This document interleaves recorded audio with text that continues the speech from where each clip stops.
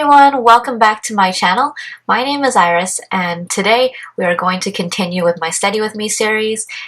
Specifically, we are going to look at how to read journal articles. So the structure of a journal article is typically called the IMRAD or IMRAD hourglass. And what you would see typically is an intro, methods, results, and discussion format, and then you have your title, abstract, and keywords at the beginning, and then your references at the end. And it's an hourglass shape because you start off with broad information, going into more specific, and then back to more general. So I thought it would be great for me to break down important sections of a journal article so that you know where to find certain pieces of information.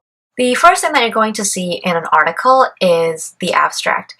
And the abstract is the summary of the article. And researchers usually mention and explain key theories, concepts, the topic of the article. They will also talk about who the participants were, what method they used, so the design of their experiment, and they will also talk about the main findings and results. And lastly, they'll give some brief implications. In the introduction, there is going to be a presentation of the topic that's in the article. The research problem will be stated in the section. Definitions of key concepts and theories will also be talked about in relation to the study that's being conducted. There is also a literature review, and this section is really talking about past studies that relate to the current study that you're reading. And literature review is important because it helps justify the importance of the study. It will also break down key themes and variables that are related to the study, and also indicate the major gaps that are remaining from the past studies and how this current study is a way of filling that gap. The purpose of the study is also stated here, and any research questions or hypotheses can be found as well. And you most likely will also see the audience that could benefit from this study. So in the methods section, there are 3 subsections. The first one is participants. They will talk about who the participants were, the amount there was, how they got them, and more specific demographic information. In the measure section, this is where all your variables come into play, and this is how you'll find the definition of the variables, so operationalization of variables, and also how they measured the variables, what instruments they used, and then also the reliability and validity of the measurements. In the procedure subsection, you will find how the researchers collected their data and the design that they used for their study. So if it is a quantitative design, they're collecting numerical data. If it's a qualitative design, it's usually written or verbal data. So with a quantitative design, there might be an intervention, a survey, a correlation, whereas a qualitative design is based on interviews. In the results section, you will find the results or findings of the study in written and visual form. So in terms of the visual form of the findings, they will appear in tables, figures, or graphs. And there will also be an indication of statistical procedures that occurred. So the discussion section will mainly explain what the findings are and why these are relevant and how they fill the gap that's within the existing literature. And there will be mentions of theory that relates to the topics and variables within the study. The findings of the study will be linked to past studies, and there will be recommendations for changes in practice. Limitations of the study will be described, whether it's in the method or design, and there is also an indication for areas for future research within the topic of the study. And lastly, in the conclusion section, you can find the results and implications summarized. So I also have two more bonus tips of reading journal articles.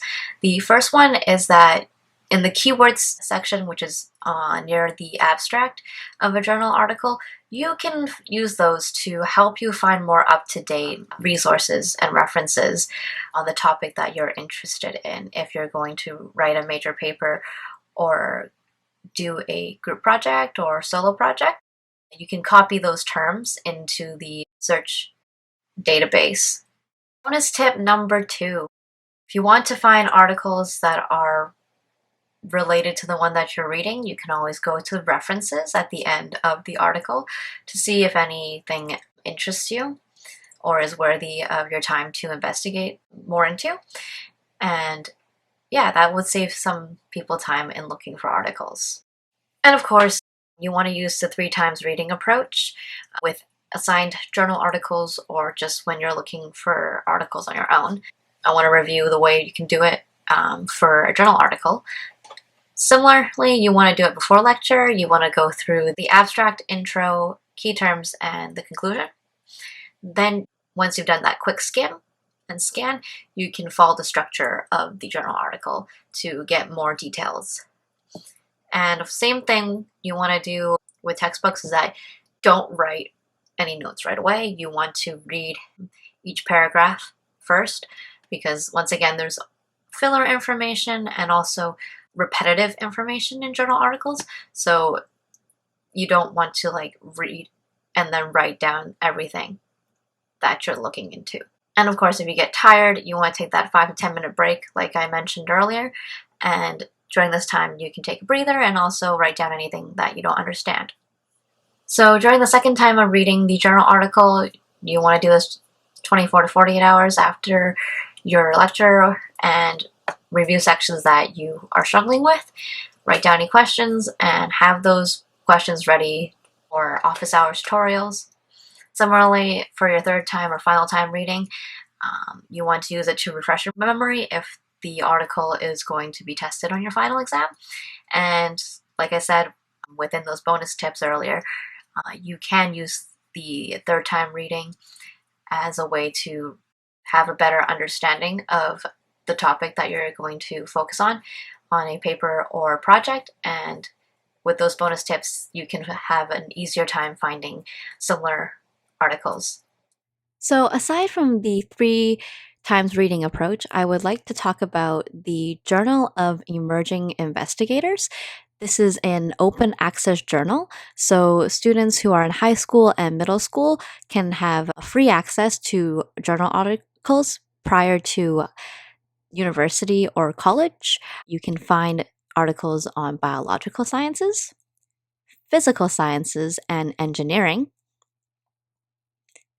as well as social sciences. So if you know anyone who's in a middle school or high school, please let them know that they can access this website. I hope that this video today helped you have a better understanding of how to read a journal article. And if you like my videos, please subscribe to my channel, turn on post notifications, and follow my Study With Me playlist.